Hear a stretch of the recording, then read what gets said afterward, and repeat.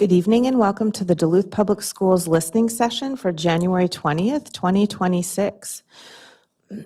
We will start out today with roll call. Member Banks. Here. That was Member Banks, who is here. Chair Durkee. Here. Member Loeffler-Kemp. Here. Vice Chair Lofall. Here. I am Clerk Maxwell. I'm here. Treasurer Sadowski. Here. Member Williams. Did you say my name? I sure did. Sorry, I was talking to my neighbor. I'm here. Superintendent Magus. Present. Assistant Superintendent Bonds. Present. Deputy Clerk Zunich. Present. Board Secretary Paquette. Here. Roll call is complete. Thank you so much. We will now ask Member Sadowski to please read the 11 tools of civility. This school board recognizes 11 tools of civility that will provide increased opportunities for civil discourse in order to find positive resolutions to the issues that face our community. These tools include pay attention, listen, be inclusive, don't gossip, show respect, be agreeable, apologize, give constructive criticism, take responsibility, be honest and care for others, show your evidence, share your reasoning. Thank you, Member Sadowski. Now Clerk Maxwell will read the guidelines for the listening session. If you have any handouts for the board, please give them to our Board Secretary Paquette over here. Persons addressing the boards will have 3 minutes total. When speaking, the use of negative, personally identifiable language is not permitted. Persons addressing the board may not merge their time in order to allow one person to speak for more than 3 minutes. I will start the stoplight timer, which is located here in front of me, at the start of each person's time. Green means go, yellow means wrap it up, red means stop. When the red light comes on, the chair will gavel to signal you to end. In the interest and respect for every listening session speaker, please hold any commentary during the speaker's time until they are finished. Thank you so much.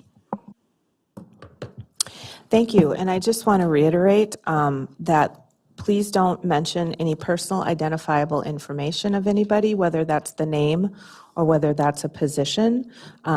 We just want to make sure that we are following guidelines for our listening session.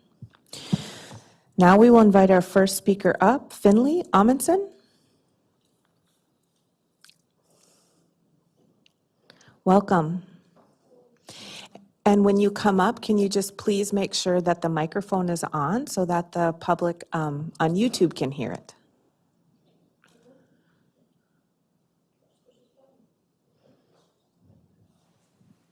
Thank you. Hello, I'm here to talk about AI in the schools. From what I've heard, it seems that Google Gemini will be rolling out in the schools in February. And I'm here to suggest, well, speak upon it, I guess. I don't know if anyone's mind will change, but I think it's an important, sorry, I'm trying to find my words here. I think it's important that, yes, students should learn how to use AI properly, but the unregulated use of AI in schools, I think will only harm students' learning. I think students nowadays struggle to write essays in full length because they use AI to either write an outline for them or they use it to write the whole essay. And I know that there are policies in place against this, and I do understand that teachers are taught how to spot AI, but from experience, I know that you can't always catch it.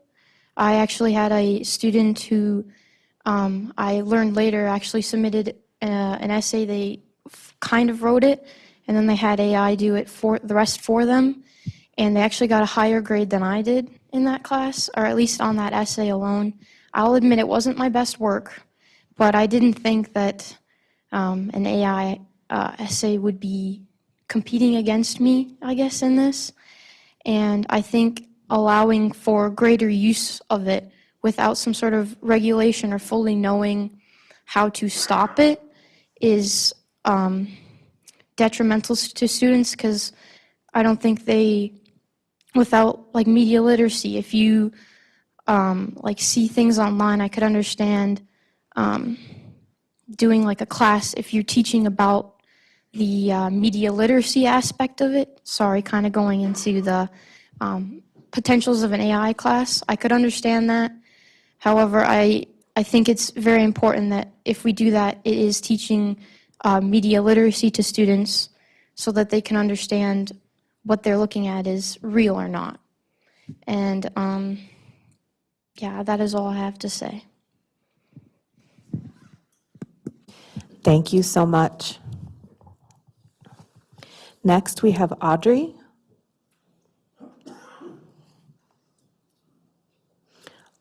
Audrey Dick. Going to call one last time. Audrey? All right. Next, we have Ryan Goey. Did I get it, even though you told me? Okay, good. Okay, thank you. Hi, my name is Ryan Goey. I'm a parent of 4 children in this district and a professor of communication. I am here to plead with you, please do not integrate AI into student Chromebooks. It is true we do not yet have strong direct evidence of how AI will affect students. We do, however, have plenty of research on the effects of screen technology in general. Those effects are overwhelmingly negative. Clearly, screen tech and AI can, in certain controlled circumstances, encourage learning. But something in our media tech environments has changed. And that change is probably why they're here, and the 2 students last month are here, both begging you not to integrate AI into their Chromebooks. One of those students presented last month a long list of negative effects from screen tech that she and her peers are struggling with. Negative effects on mental health, learning, attention span, reading, physical health, and their relationships. There is good evidence for each of these effects, and her arguments echo what university students are telling me. Students are struggling to learn and flourish in the presence of devices that have been deviously designed to unceasingly harness their attention. Last week in a visioning meeting, a UMD honor student told us that everyone he knows is using AI to write their papers, even him, one of the smartest, most engaged students. He asked the committee to stop blaming students for doing exactly what AI was designed to do, that is, to make writing things easier, and asked us instead to create learning environments where students did not have to rise up to overcome a multi-billion-dollar attention industry just to read a book, have a thought, or connect with a teacher. He is not merely asking you to not add AI to his Chromebook. He's asking you to reconstruct schools with less tech, not more. Students know what they need. They need to be pushed to do difficult things, to exercise their brains, to connect with others in the real. Screen tech and AI primarily strip away those opportunities. In the 90s, schools talked about the knowledge gap. Poor, marginalized students struggle to learn compared to their peers. In another of several tech-as-savior mistakes, districts like ours attempted to bridge that gap by giving disadvantaged kids a computer and the internet. Those one-to-one efforts backfired and the knowledge gap expanded because, for a variety of structural reasons, access to the internet was harming disadvantaged kids more than other kids. Will AI continue this trend and harm our most vulnerable students? This district has made several ed tech decisions that failed to improve or harmed student learning and well-being. Our most vulnerable students regularly suffer the most from these decisions, and our most gifted and privileged students are here, those who will suffer the least, begging us not to integrate AI further. I think we should listen. Thank you. Sarah Sandberg.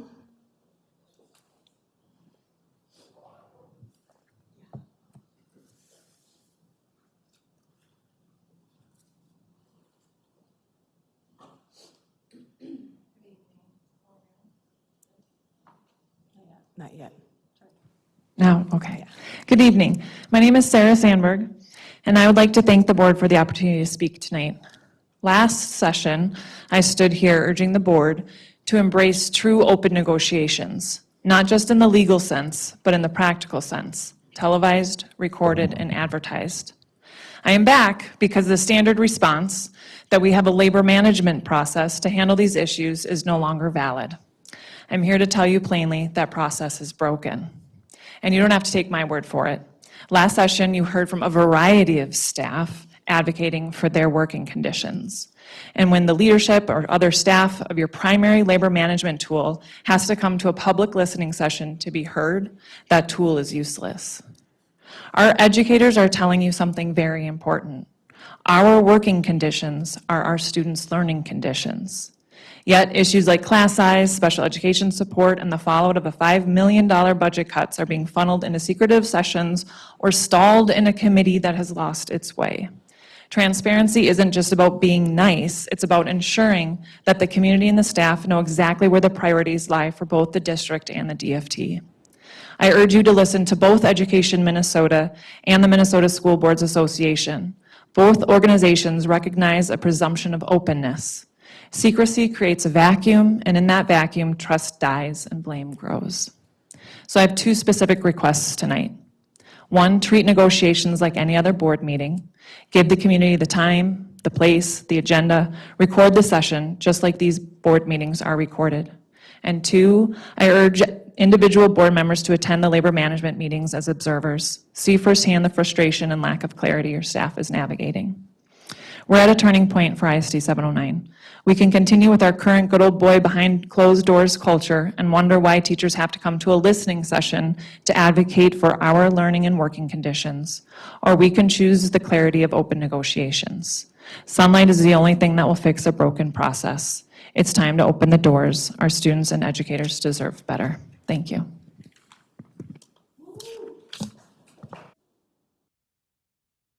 Thank you. Katie Hester.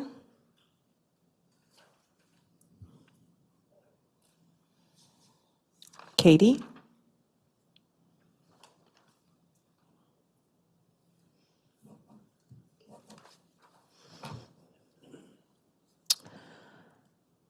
Tanya?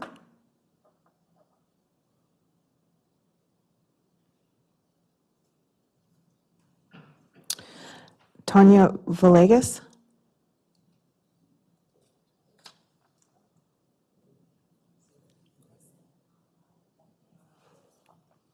Ava? Ava Stone? Welcome, Ava.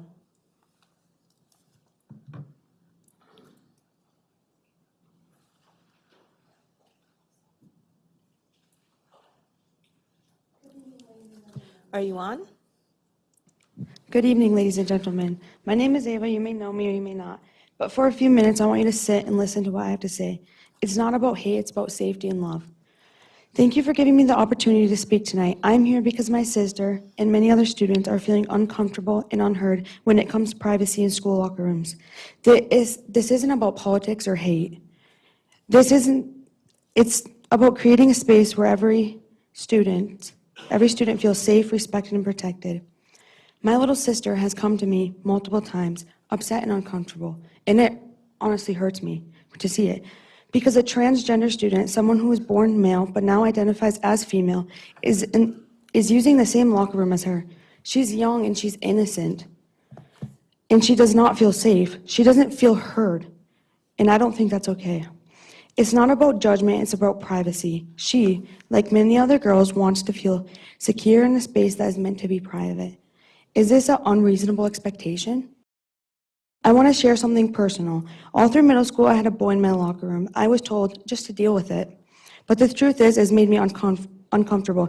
I didn't feel like I had a voice. I didn't feel like boundaries mattered. And I don't want my sister or any other student to feel the way I did. Silenced, confused, and dismissed. Let me be very clear. I do not support this apology. I know we all believe in different ways, but I don't believe biological males should be allowed in girls' locker rooms, no matter how they identify. This isn't hate. It's about protecting girls who deserve to feel safe and respected in spaces meant for them. I understand that we live in a time where people are trying to be more inclusive, and I'm not against treating everyone with kindness, but inclusion should never come at a cost of someone else's comfort or safety. My sister's feelings matter. So do the feelings of every other girl put in this situation and told just to deal with it. There has to be a better solution. I'm asking you to take this seriously, to stop ignoring the voices of our young girls, to stop pretending this isn't a problem, because it is, and it's not going to go away. Thank you. Signe Ridenauer.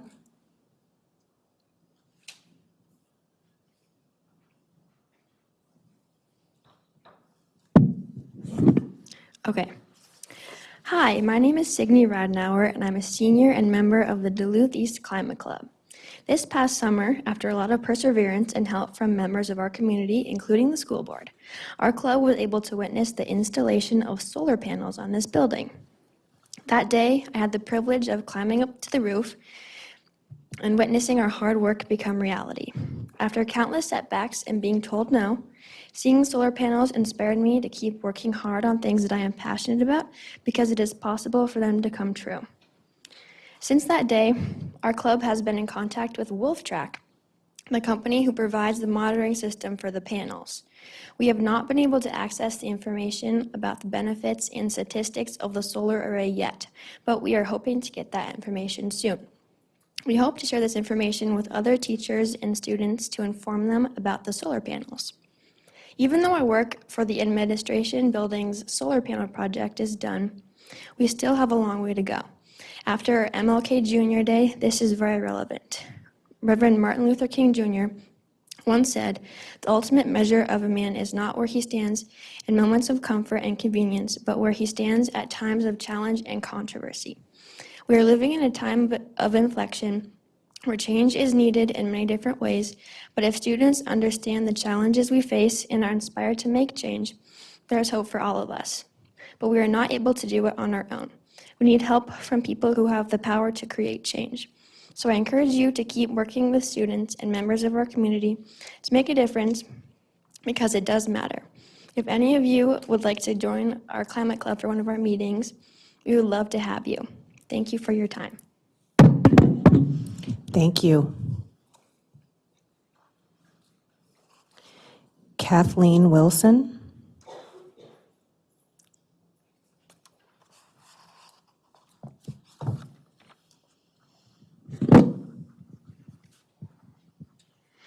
Thank you for the opportunity to talk tonight. As you probably already know, I work as senior clerical at ALC and AEO, and I'm also a parent of 2 adult former ISD 709 students. It's from the role of a parent and district employee that I'm speaking today. When our daughter was in the 2nd grade at Lowell, she began showing extra anxiety, and we started parenting a child who needed something more. At 18, she earned a borderline personality disorder and social anxiety disorder diagnosis, and just last month, she was finally diagnosed with autism. You can imagine what those years were like for us. But the bottom line is that middle and high school options in Duluth public schools were not what was needed, and we were desperate parents. Then I changed positions from East over to ALC, at which point I learned about alternative education options. And my daughter thrived at ALC. She graduated on time in 2023, and our family credits ALC to getting her across the stage. So today, a favorite part of my job is talking to crying parents. Because I've been that parent, desperate to find something that would work for my child. So here at ALC, we're hope bringers to all the families in our district. 100% of our students have been identified as experiencing difficulty in the traditional education system, and every single one of them deserves an appropriate educational space. As presented last month, the good work that we do at ALC is responsible for triple-digit graduation increase last year, and also assists 10% of East grads, 30% of Denfeld grads through credit recovery. We're doing really good work. At the last board meeting, the superintendent said he listened to all the departments who would be relocating to the DNT. If that happened, it didn't include listening sessions with ALC staff. You've also heard him say the space is adequate. What horrible minimalization of our ALC students. The proposed front office is cut off from the rest of the space with no plan for student access. This is problematic since we handle student meds, give out Band-Aids and tampons multiple times a day, check out Chromebooks, and may even have a vomiting student with a garbage can on our couch in the office. There's no lobby or waiting area for families to come in for enrollment. There's no cool-down space in the whole building for students who need a quick break. No data or reasons have been given for how spaces were assigned or planned, because the administration recently admitted they didn't use any making those decisions. None of the experts, and I mean the people actually doing the job every day with these students, have been consulted. We've been brushed off, ignored, and even lied to as we try to advocate for our students' best chance of success. The new space disregards the needs of students like my daughter, and I am appalled as a staff member. These students have significant struggles and deserve a significant space which can provide the support and hope they need. The provide space is much too insignificant and appropriate. I also have a great quote from 1984 that Kathy, I'm if going you to can send please to wrap you. I'm it sorry, up. it's been 3 minutes. Thank you. Thank you, Kathy.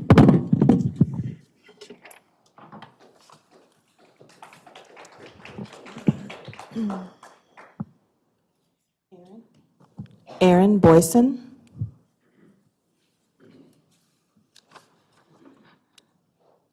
Aaron? Oh, there you go. Sorry. Just right there. Patty. Patty?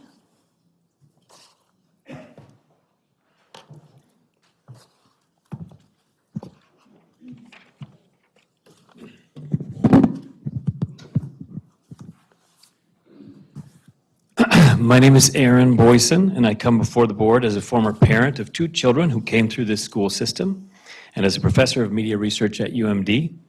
I come with a good amount of direct and indirect knowledge of the difficulty of teaching and learning, with great respect for education and educators, and to share a sort of ghost of education's past story that I hope will convince you not to burden students or teachers with Gemini at this time.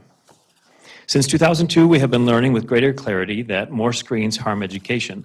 Regardless of their type or size, they reduce learning overall. According to Dr. Jared Horvath, a neuroscientist who studies these trends, this learning loss is visible across 80 countries and in NAEP data across 50 states. But I'd like to have you look back with me about one specific so-called 21st century skill, according to presentations that I was made to sit through as a parent. That skill is multitasking. So swift was the adoption of this idea that the Kaiser Family Foundation in 1999 found that parents around the country believed so much in the idea that they adopted media technologies sooner and distributed them to their children quicker, even alone in their bedrooms. Now, psychologists, neuroscientists, communication scholars have shown that humans cannot multitask. But ISD 709 and school districts across the nation welcome technologies that encourage it nevertheless. The late Dr. Clifford Nass at Stanford conducted experiments to demonstrate this harm. How harmful is it? Multitasking lowers IQ by 10 points. And worse yet, he found that those who believe most in their ability to multitask are the ones that are the most harmed. Could this be one key reason why Gen Z will be the first generation to have worse cognitive abilities than their parents, according to Dr. Horvath? To avoid repeating these mistakes, another technology researcher, Dr. Sherry Turkle at MIT, says this: we have to love technology enough to describe it accurately, and we have to love ourselves enough to confront technology's true effect on us. I believe now for the board, it is critical for the board to love human learning more than machine learning in order to heed Turkle's advice and to ask the right questions of AI. 2 examples are, how can you be sure the promises of AI are not also threats to learning? Or perhaps worse yet, that AI will redefine learning in its own image rather than yours or ours.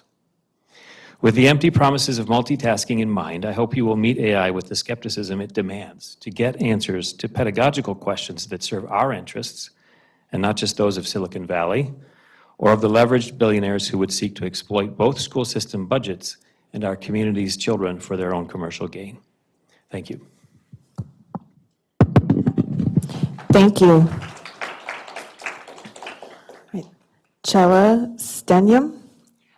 Did I get it? Oh, thank you so much. Hi, I'm also speaking on implementing AI into our Chromebooks. My name is Chelastenyam, and I am a junior at Duluth East High, as well as a member of Climate Club. AI has a number of flaws that impact students' future life and career, as well as mental health and safety. As we know, students already use AI in school on their phones to do work for them or to get answers they cannot find. How do you know AI will be used responsibly if it already is not? Artificial intelligence is used so frequently on students' phones that school-given access would simply make it easier to cheat and slack off. If our schools cannot even be consistent with the away for the day policy regarding our cell phones, how will AI be any different? When students use AI to write essays, do math problems, and look up answers, they aren't learning to use the resources given, and they use their brain less and less. This underprepares students for tests where they don't have access to AI, meaning they get lower scores and have less true understanding of the class content. Duluth has prided itself on its high education standards, and the change to AI built into our Chromebooks might bring our rankings down, especially in testing scores where kids are not allowed AI use. The use of AI underprepares kids for college and life challenges that can't be as easily solved using their phones or a computer. Critical thinking skills are damaged and harder to find with AI being a constant tool. An MIT study showed that there was a reduction in brain activity when writing a paper with AI compared to writing with one without AI. A study at Duke found that those who used AI to write their papers demonstrated poorer argumentative skills and reasoning to those who used traditional methods of research. Another study at Duke found that students who wrote with AI had a narrower mindset and more biased opinions. With AI shaking the academic world, it becomes harder to distinguish AI from human work. Will teachers in our schools have to check every single assignment, paper, and test to see if AI was used? AI apps such as Gemini have had safety issues as well. Security researchers in Korea broke through Gemini's guardrails in under 5 minutes and got AI to teach them to make explosives. This is not to say that it was easy and that students could do it, but it is another risk to our schools that could be avoided. Instead of implementing AI into our school computers and creating bigger problems, we ask you to reconsider your decision to implement AI into our Chromebooks and look at it through a student's perspective. Students need to be aware of AI's limitations, errors, and biases, and that AI cannot replicate judgment and critical thinking. When we limit our exposure to AI, we work towards keeping our education standards high, saving our critical thinking skills, and making sure our schools stay safe. Thank you. Thank you. Selena Matson.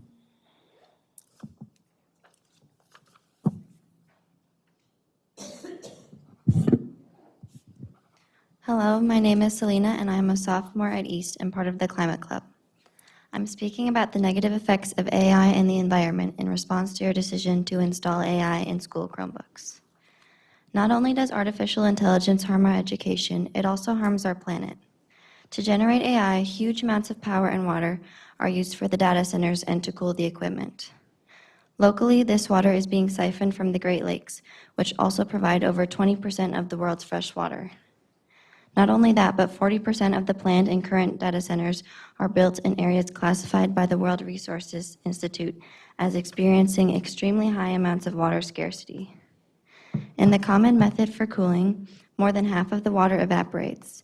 The leftover water is in most cases released after use due to factors like chemicals and bacteria, with only 1% of fresh water being replenished from rainwater each year. The large amount of wastewater is either recycled or discharged into public water. In the next 5 years, data centers in the U.S. alone are predicted to use up to 150 billion gallons of water. To give some examples, every 100-word AI prompt consumes 1 bottle of water. One AI text inquiry takes up 4 to 5 times the amount of energy used for a normal search. Generating one AI image uses the same amount of energy it takes to recharge your phone. Training an AI model consumes about 5 times the lifetime emissions of a car. Data centers use over 4% of U.S. energy a year, and that's expected to rise to 12% by 2028. This is the energy that everyone pays for through their inflating electricity bills. Just last year, you voted to set up solar panels in the school district. To continue to show your commitment to energy efficiency, please reconsider promoting AI use in the schools. While AI can be useful, I would encourage us to be intentional about how we use and and allow AI, especially for students. Although AI is beneficial in certain aspects of society, like solving problems quickly and accurately, this isn't necessary for a school. As students, it is our priority to learn and think critically without the crutch of AI to be a shortcut. It is important to consider whether the pros outweigh the cons, both for the environment and for education. We are asking you to retract your decision to give students AI access. Thank you. Thank you.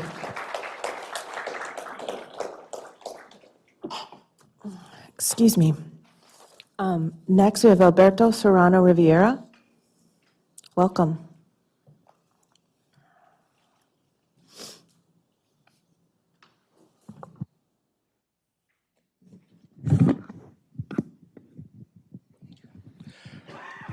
Good evening. Thank you for allowing me to speak tonight. My name is Alberto Serrano Rivera.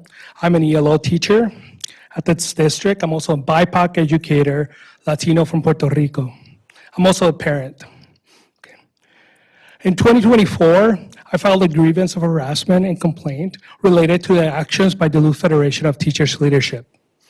At that time, I warned the district that district resources were being used to target me, spread disinformation about my intent, and organize against me. Despite those warnings, this behavior continues to escalate. Before January 27th, a complaint was filed against me based on a narrative of me. Oh, okay, sorry. Based on a narrative of harassing and intimidation, and I myself being unsafe. At that same month, January 27th, a meeting was held to membership, which reinforced that same narrative. There was heavy attendance because DFT decided to use district resources, spreading the same rhetoric. Okay. A district-appointed private investigator determined that no reasonable person would view my actions as a threat or violence or harassment. Yet the rhetoric continues. This has led to real lasting impacts. As an employee, my relationships with my peers have fractured, and the trust is not there like it used to be, and eroded. Not driven by my misconduct, but by the negative narrative that circulates within our district communication. As a parent, this is unsettling because right now I have to question the educators who work with my daughter to see how they would react knowing that they're working with my, okay? And the current fear of ICE really has impacted my fear and my family's fear. So what I'm asking the district to do at this moment is to not intervene in union matters, but to reinforce and enforce those district policies that we have in place to protect everyone, and not allow this type of behavior continue within our district communication. Okay, let's set clear boundaries and consistent enforcement that protects every district employee. Okay, thank you for your time. Thank you, and my apologies for the little bump there. Thank you so much. Okay. Carol Foch.